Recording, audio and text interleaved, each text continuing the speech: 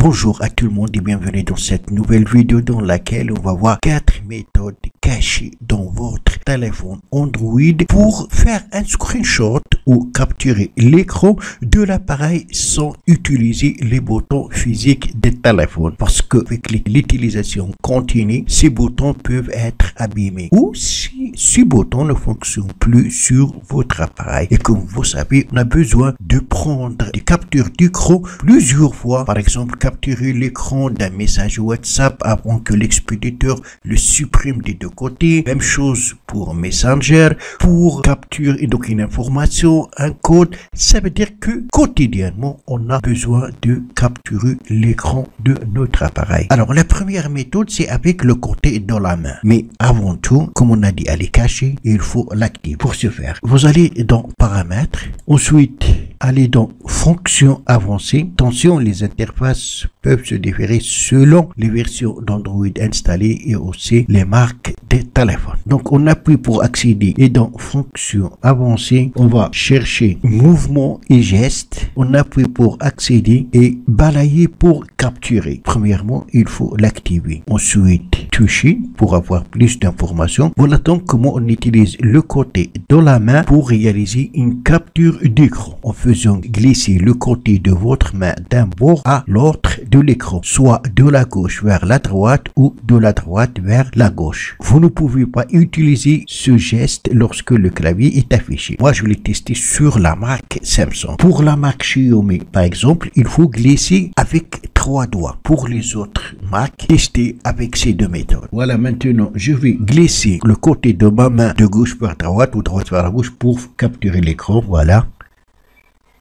Voilà, comme vous remarquez, c'est très facile. Donc, on capture l'écran facilement sans toucher les boutons physiques des téléphones. La deuxième méthode, c'est que vous allez dans la barre de notification ici et chercher capture d'écran. Alors, si vous n'avez pas capture d'écran ici, dans des marques, on a édité et dans d'autres marques, on a, comme Samsung, on a ces 3 points. Alors, pour Samsung, on appuie sur les 3 points. Ensuite, on appuie sur ordre des touches et les touches qui sont ici ne sont pas dans la liste, donc on peut les ajouter. Telles que capture d'écran. Pour l'ajouter, il faut appuyer et glisser vers le bas.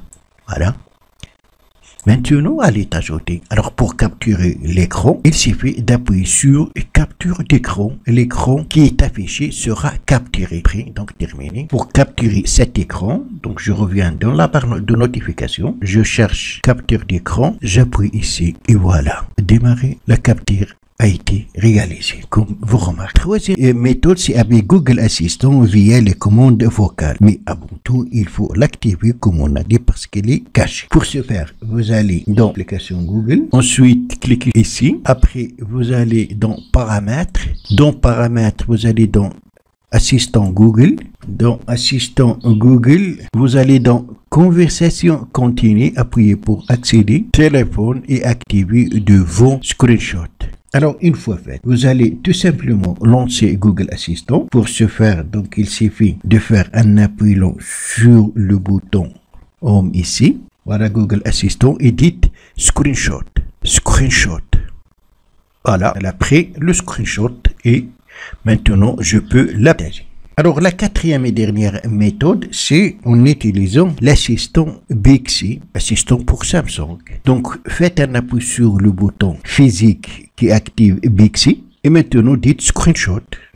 Voilà, Screenshot.